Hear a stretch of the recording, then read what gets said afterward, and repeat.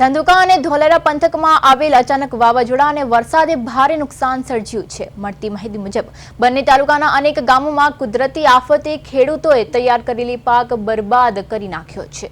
ખાસ કરીને ઘઉં, ચણા, જુવાર સહિતના રવિ પાકને વ્યાપક નુકસાન થયું છે। ધંધુકા તાલુકાના હડાડા, ખડોળ, જંજીર સહિતના ગામોમાં વાવાઝોડાની અસર વધુ જોવા મળી હતી, જ્યાં જોરદાર પવનના કારણે ખડામાંથી તૈયાર પાક હવામાં ફંગોળાયો હતો અને ત્યારબાદ વરસાદમાં પલળી ગયો હતો। તો શહેરમાં હોર્ડિંગ તૂટી પડ્યા અને અનેક વૃક્ષો ધરાશાયી થયા હતા। બીજી તરફ ધોલેરા, ભડિયાદ અને કમિયાલા સહિતના વિસ્તારોમાં વાવાઝોડાની સાથે પાક ખડામાંથી હવામાં ફંગોળાઈ ગયો હતો। વાવાઝોડા બાદ વરસેલા ભારે વરસાદને કારણે ખડામાં રહેલો પાક સંપૂર્ણપણે પલળી ગયો હતો। ખડામાં પાકના ઢગલા પાણીમાં તરતા હોય તેવા દ્રશ્યો જોવા મળી રહ્યા છે, જેના કારણે ખેડૂતોને ડબલ નુકસાન સહન કરવું પડ્યું છે। આ પરિસ્થિતિને કારણે ખેડૂતોમાં ભારે ચિંતા વ્યાપી છે અને સરકાર પાસે તાત્કાલિક સહાયની માંગ ઉઠી રહી છે। સ્થાનિક તંત્ર દ્વારા નુકસાનનું સત્વરે મૂલ્યાંકન શરૂ કરે અને આગળની કાર્યવાહી હાથ ધરે તેવી માંગ ખેડૂતો કરી રહ્યા છે। કઈ પ્રકારનું નુકસાન સર્જાયું છે? ખેડૂતોને કાપેલો પાક ખળામાં પડ્યો છે, એ નુકસાની ચણા પલ્લી ગયા, ઘઉં પલ્લી ગયા અને સરકારશ્રીને એવી રજૂઆત છે કે ભાઈ ખેડૂતને કંઈક સહાય કરે।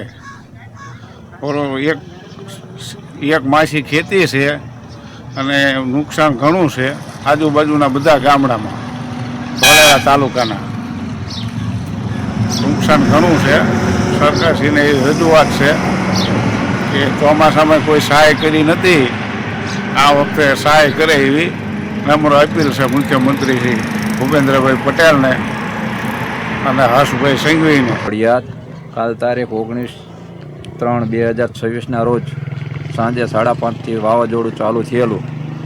તે ખેડૂતનો બધા ચણા કાપેલા, ઘઉં કાપેલા બધા ખળામાં હોય તે બધું ઘણું ખરું ઉડાડી દીધું અને પછી ત્યારબાદ વરસાદ પણ ચાલુ થયો અને એ પણ માલ પલળી ગયો છે। ખેતરમાં એ કામ ચાલુ હતું, ચણા કાપવાનું, ઘઉં કાપવાનું, એ બધું ઘણું ખરું ઉડાડી દીધું છે, લઈ શક્યા નથી ખેડૂત। તો સરકારશ્રી આ બાબતે કંઈક નોંધ લે અમારી વળતર બાબત। ગઈકાલે રવિ પાકની સિઝનમાં ચણા અને જીરુના વાવેતરના વાઢના દાળિયા હતા। લોકોએ ખેતરમાં ઢગલા કર્યા હતા અને વાઢેલું જે કંઈ હતું એ ખેડૂતોને બહુ નુકસાન થયું છે અને બધું પવનના ઝડપી પવનથી બધું વહી ગયું છે। અંદાજે આપણા વિસ્તારમાં ક્યાં ક્યાં નુકસાન હશે?